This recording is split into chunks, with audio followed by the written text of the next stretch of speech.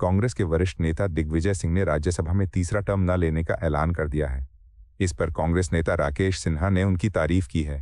सिन्हा ने कहा, दिग्विजय सिंह की इमेज मजबूत है। कांग्रेस कार्यकर्ता उनका सम्मान करते हैं। अगर वो पूरी तरह ऑर्गेनाइजेशनल काम में लग जाते हैं तो पार्टी कहीं ना कहीं मजबूत होगी। यही उनकी भावना है, इसलिए उन्होंने दोबारा राज्यसभा न जाने का फैसला किया। दिग्विजय सिंह का ये कदम पार्टी में संगठनात्मक सुधार की दिशा में देखा जा रहा है। मध्य प्रदेश के पूर्व मुख्यमंत्री रह चुके सिंह लंबे समय से कांग्रेस के सक्रिय नेता हैं। उनका राज्यसभा से बाहर रहना युवा नेताओं को मौका दे सकता है। राकेश सिन्हा का बयान पार्टी में एकता और अनुशासन का संदेश देता है। कांग्रेस हालिया चुनावी हार के बाद संगठन मजबूत करने पर जोर दे रही है।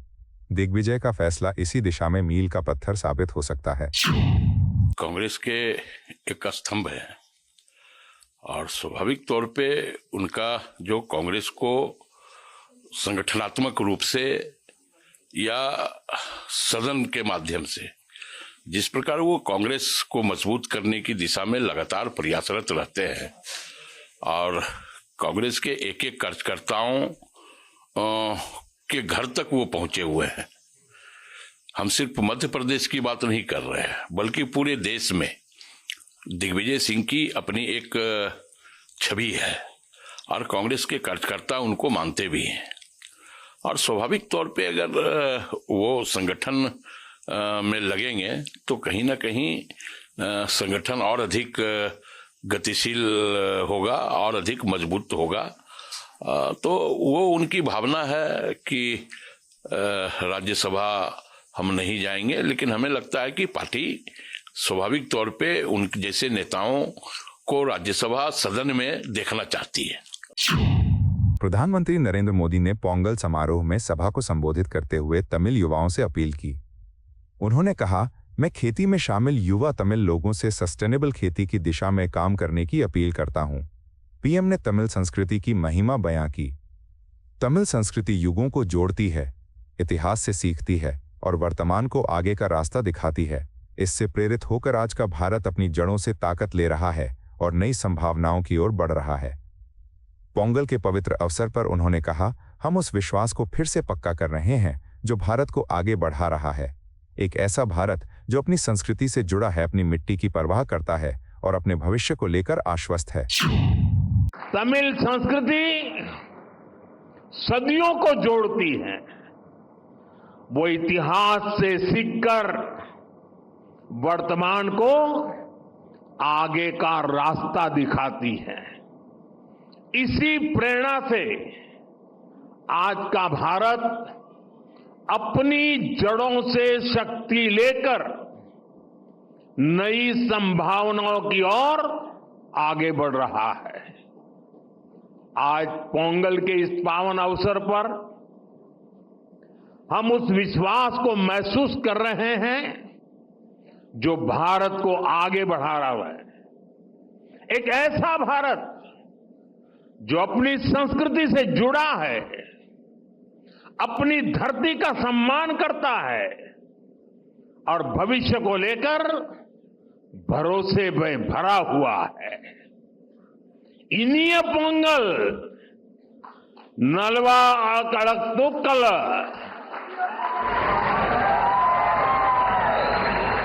वागा तमिल वड़गा भारतम। एक बार फिर आप सभी को पोंगल की बहुत बहुत बधाई, बहुत बहुत धन्यवाद। वणक्कम। दिल्ली सरकार के मंत्री रविंदर इंद्राज सिंह ने कहा कि मुख्यमंत्री ने आज का दिन खास तौर पर इसलिए चुना क्योंकि हमारी संस्कृति में ये उत्तरायण की शुरुआत का प्रतीक है। जब सूरज की दिशा बदलती है तब दिल्ली की दिशा भी बदलने वाली है। आज लगभग 85 आरोग्य मंदिर जनता को समर्पित किए जा रहे हैं। ये केंद्र स्वास्थ्य सेवाओं को सुलभ बनाएंगे, खासकर ग्रामीण और शहरी इलाकों में। मंत्री ने जोर दिया कि ये बदलाव दिल्ली वासियों के स्वास्थ्य को मजबूत करेगा। उत्तरायण का संदेश सकारात्मक परिवर्तन का है। सरकार का लक्ष्य हर नागरिक को बेहतर आयुष्मान भारत योजना के तहत इलाज सुनिश्चित करना। ये आरोग्य मंदिर मुफ्त दवाइयां, योग और आयुर्वेदिक उपचार प्रदान करेंगे। दिल्ली के यशस्वी मुख्यमंत्री ने आज का दिन विशेष रूप से इसलिए चुना क्योंकि हमारी संस्कृति में आज से उत्तरायण यानी सूर्य की दिशा बदलने वाली है और दिशा बदलते ही दिल्ली की भी दिशा बदलने वाली है। इसलिए आज लगभग 85 आरोग्य मंदिर लोगों के लिए समर्पित किए जाएंगे, जिससे कि एक अंत्योदय का परिचय भी है, साथ में उस छोर के व्यक्ति को स्वास्थ्य लाभ मिलेगा जिसको उसकी आवश्यकता भी है। और इतने अच्छे स्वास्थ्य मंदिर बनाए गए हैं जहां दवाइयों से लेके किसी चीज की कोई कमी नहीं है। अभी हम फूड कला के अंदर है, ये आरोग्य मंदिर का अभी लोकार्पण किया गया है और यहाँ के लोगों में एक अलग सी खुशी भी है, क्योंकि पहले ये जच्चा बच्चा केंद्र होता था और आज पूरा आरोग्य मंदिर नहीं मिनी हॉस्पिटल भी कह सकते हैं। तो इस तरीके की व्यवस्था यहाँ पे की गई है। मैं दिल्ली की यशस्वी मुख्यमंत्री, देश के यशस्वी प्रधानमंत्री और स्वास्थ्य मंत्री नड्डा जी और पंकज कुमार जी का धन्यवाद करना चाहूंगा और खासतौर से स्टाफ का, जिन्होंने बड़ी मेहनत करके एक अच्छा दृष्टिकोण लेते हुए इस आरोग्य मंदिर को बनाया है, इसकी व्यवस्थाएं की है। इसके लिए पूरी स्वास्थ्य मंत्रालय के से जुड़े हुए सभी लोगों को धन्यवाद और बधाई, और खासतौर पे इंजीनियरिंग वर्ष वालों को ने, जिन्होंने इतने अच्छी व्यवस्था के साथ साथ इसको रिनोवेट भी किया है। कारगर नहीं, अंत्योदय का परिचय होगा, एक स्वास्थ्य लाभ जिस छोर के व्यक्ति को मिलना चाहिए, यहाँ से उस छोर के व्यक्ति को स्वास्थ्य लाभ मिलेगा। व्यवस्था इतनी रहेगी कि कहीं डिस्टेंस का माध्यम होता है इसका कि लगभग प्रयास है कि 3 किलोमीटर से भी कम के दायरे में ये आरोग्य मंदिर मेरे यहाँ बने। आप विधायक वेंजी विएगास के विवादित बयान पर जेपी विधायक कृष्णा दाजी सालकर ने कड़ा प्रहार किया। सालकर ने कहा, जो लोग भारत का इतिहास भी नहीं जानते उनकी ऐसी बातें बहुत निंदनीय हैं, लेकिन मैं बस इतना चाहूंगा कि उन्हें इतिहास में जाकर डिटेल में जानना चाहिए कि आरएसएस ने इस देश के लिए क्या योगदान दिया है और वह योगदान कितना अहम रहा है। विएगास का बयान आरएसएस की आलोचना से जुड़ा था, जिसे सालकर ने ऐतिहासिक अज्ञानता करार दिया। उन्होंने आरएसएस के स्वतंत्रता संग्राम, आपदा राहत और राष्ट्र निर्माण में योगदान की याद दिलाई। 1947 के विभाजन से लेकर हाल की महामारी तक आरएसएस की सेवा को रेखांकित किया। ये विवाद गोवा की राजनीति में तूल पकड़ रहा है। जेपी और आपके बीच तनाव बढ़ा है। सालकर का बयान भाजपा समर्थकों को भी भा रहा है। विपक्षी दलों ने इसे राजनीतिकरण बताया। क्या ये बहस इतिहास की किताबें खोल देगी? जिसको कोई इतिहास आरएसएस के बारे में छोड़ो, भारत का इतिहास ही मालूम नहीं, ऐसा वक्तव्य करना मुझे लगता है कि बहुत दुर्दैवी है। लेकिन उनके बारे में मैं इतना ही कहूँगा कि इतिहास में वो जाए और आरएसएस ने इस देश के लिए क्या योगदान दिया है और कितना बड़ा योगदान दिया है उसके बारे में संक्षिप्त में उनको पता होना चाहिए। कल हमारे आदरणीय मुख्यमंत्री ने भी सविस्तर में आरएसएस का क्या इसमें रोल है, परम पूज्य हेडेवार जी से सभी कार्यकर्ता के बीच वो सविस्तर में उन्होंने समझाया। लेकिन मुझे कुछ दुख नहीं होता है क्योंकि ये लोग यहाँ पर थे और काम कर रहे थे बाहर, और इतिहास के बारे में यहाँ आके बोल रहे हैं, मुझे सच में कुछ समझ में नहीं आता। एनसीपी नेता नवाब मलिक ने चुनाव आयोग के नए नियमों का समर्थन किया। उन्होंने कहा, यह अच्छी बात है कि नियम साफ हो गए हैं। मौजूदा नियमों के मुताबिक कैंपेन का समय खत्म होने के बाद उम्मीदवार बड़ी भीड़ में लोगों के घर नहीं जा सकते या कैंपेन नहीं कर सकते, लेकिन वे वोटरों से मिल सकते हैं और बातचीत कर सकते हैं। मलिक का बयान आगामी चुनावों से जुड़े दिशा निर्देशों पर है। उनका कहना है कि इससे पारदर्शिता बढ़ेगी। उम्मीदवार व्यक्तिगत मुलाकातें जारी रख सकेंगे, लेकिन जनसभाएं प्रतिबंधित रहेंगी। ये नियम कोविड प्रोटोकॉल और लोकतांत्रिक प्रक्रिया को मजबूत करने के उद्देश्य से हैं। एनसीपी समेत महायुति दल इसका पालन करेंगे। ये अच्छा हुआ कि जो नियम थे कि प्रचार बंद होने के बाद अब भीड़ भाड़ लेके लोगों के घर नहीं जा सकते, पर्चे नहीं बांट सकते, लेकिन वोटर से मिलके बातचीत कर सकते हैं। ये नियम में पहले से है। लेकिन कुछ जो नए उम्मीदवार है, नई पीढ़ी है, उनको ये जानकारी नहीं थी, और साथ ही साथ प्रशासन को भी इसकी जानकारी नहीं थी। पुलिस विभाग हो, चुनाव कराने वाले अधिकारी हो, कल सफाई आने से ये बेहतर हो गया। जो जगह जगह टकराव की परिस्थितियां बनती थी, अब कम से कम ये सफाई आने से प्रशासन भी नियमों का पालन करेगा। अन्य दल के लोग भी एक दूसरे की कंप्लेंट करते थे, उनको भी समझ में आ गया। हर उम्मीदवार को अधिकार है कि अपने मतदाताओं से जाकर बातचीत करे।